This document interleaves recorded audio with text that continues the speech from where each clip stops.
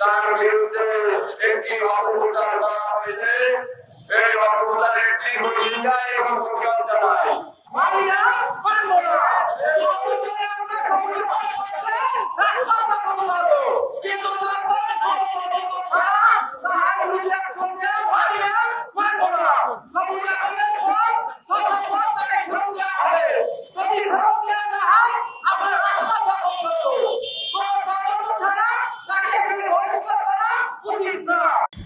সবুজ অর্গনের নামে একটা মিথ্যা সম্পূর্ণ মিথ্যা মামলা দায়ের করা হয়েছে। এখনো মামলা হয়নি, এটা কোর্টে অভিযোগ জানানো হয়েছে 7 মাস আগের 7 মাস পূর্বের নাকি একটি ঘটনা। যদি এই ঘটনা সত্যি হয়ে থাকতো তাহলে ভিকটিম 7 মাস আগে কেন মামলা করেন?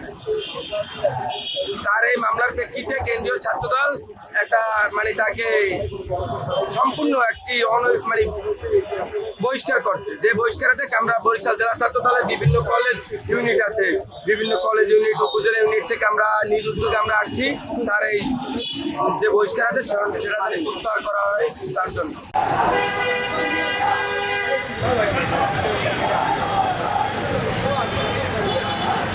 এই ঈদে জামা জুতো অ্যাক্সেসরিজের ডিসকাউন্ট